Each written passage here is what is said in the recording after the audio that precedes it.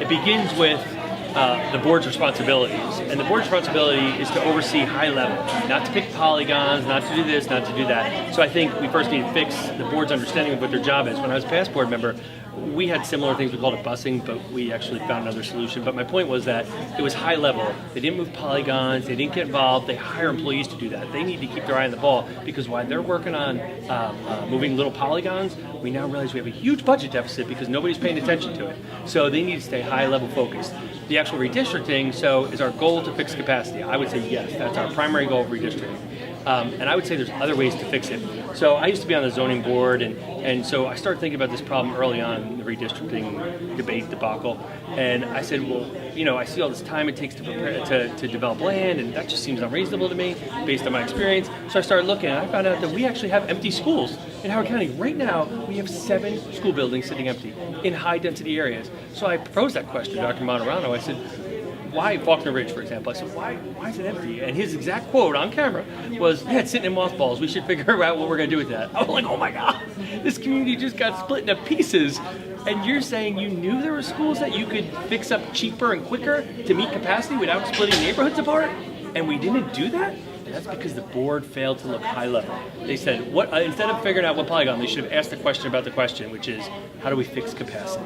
Not what polygon gets moved, how do we fix capacity? And there are other ways to build schools. I could talk about that. You know, there's 3P partnerships. There's the excess of buildings. There's, for example, ARL, right? ARL, we bus kids back and forth all day. My father started the first female nursing program at an all-female VOTEC in New Jersey, first one in the country. So I'm intimately familiar with how VOTEC works. I actually went there for 2 years when it was male. And so my point is that ARL, we bus kids back and forth, right? So why don't we just teach them math and science and all the other basics in that school and save ourselves $1.2 million in transportation? Kid takes a bus to school, takes a bus to ARL, takes a bus from ARL back to their home school, takes a bus from their school back to home. How is that any way efficient?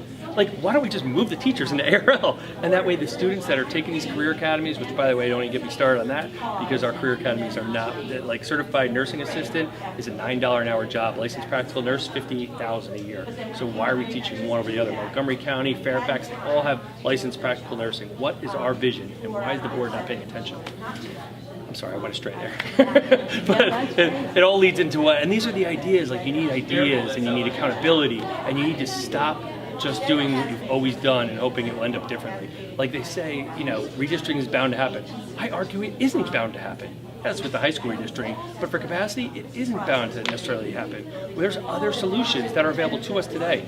These buildings sit vacant and we're not using them. So you don't have to split neighborhoods up. You can move entire communities as well. One last thing. So for example, Hammond High School, Hammond Middle School, when I was early on looking for solutions to this problem, because you see a problem, but you got to find a solution, I realized that we call high schools and middle schools, but why? Like, yeah, there's some little nuances to it, but why? So I realized if you flip those two populations, student number-wise, they both would be at under 110. Instead of one being really overcrowded and one being okay. Just simply flip them. They're a mile apart. And send the middle school to the high school and the high school to the middle school. Just because of the building size? No, because they call it a high school. There's no reason. When I said that to him, he's like, that's a good point. I'm like, oh my goodness gracious. Please tell me that Gene Ryan citizen didn't just say that and you guys are like, we never thought about that. You never thought about, like, it's just a school building. Don't think of it as a high school. There's no requirement for an athletic field, nothing like that. It doesn't exist. There's a myth about it, but no, a school is a school is a school. So why are we not looking at capacity versus buildings? How many can this building hold? Okay, what school do we have that has about that many kids in it? Okay, they go there. You know, until we can figure out how we build up, I've heard all these rumors we can't build second, third floors in elementary schools. Completely false, and I can show you that that's completely false. It's a myth. Look at veterans. Yeah, it's just like the busing. That was constructed from the ground up. It's like taking things. Yeah, you out have to. There's going to be a cost. Yeah, you could. They built up and then they couldn't use it. I didn't understand. Oh, really? They built the second floor, but then there was some issue with it, and they couldn't use it for school. So, and that's an accountability issue. If you just spend all that money, so we look at building funds, right? So we'll talk about that. Please pull me back in if I go off, because I go off. So I started wondering, why are we being denied all this capital improvement funding? So I started looking to find out why. Do you know, for example, in one school we wanted to repair all the mold, and they said no, denied. Why? Because we had insurance on it that required inspections. We never did those inspections. So the state said, well, you never inspected it. You should have held the builder liable. We're not going to give you a new school because you didn't do your job. I'm like, oh, you gotta be kidding me. So we are on the hook for a $5 million renovation because you never bothered to do your annual inspection.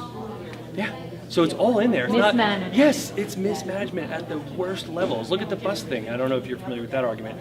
So $800,000 in private school busing, and the issue wasn't the busing. The issue was the inefficiency. I said, can't we just program that money? Like, why are they getting private buses? Can't they use the public school buses? That's what the law says. And for these parochial schools, that taxpayers are paying for private buses. Let's just put them on regular buses. This was like 3 weeks ago when I testified about it. Everybody told me I was out of my mind, didn't know what I was talking about. Past board members, you're wrong. Today's board meeting, Gene Ryan, you were right. $800,000 saved. So, and it wasn't about busing, it was about inefficiencies. Those kids are still going to get transportation. They're still going to school, but why are we spending $800,000 that we don't need to when we need to spend it on things like, I don't know, name any number of things that we can spend it on. But it's those kind of efficiencies. It's not about cutting, it's about looking at where we can move money around.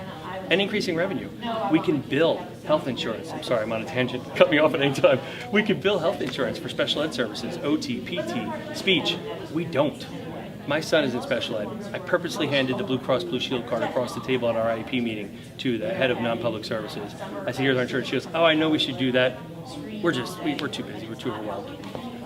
We're not recovering money that we could be recovering because we're inefficient. Like, how much money are we losing because we're not billing for services we could be billing for? Who do you bill? Medicaid, Medicare, Blue Cross, whoever like So a lot of the kids on IEP that receive those services like speech, OTPT. So you look at Montgomery County, that's how they offset their special ed budget. That's how in New Jersey we offset our special ed. Here, what do we have all these high-paid administrators doing if they're not doing their job? But the Board of Ed is lost in the sauce. They're not looking high level. And that's, so it's not about increasing taxes. It's not about cutting. It's about maximizing our revenue and figuring out how to use our money wisely. But, if you do what you've always done, you're going to get what you always got. Sorry, I'm a chicken.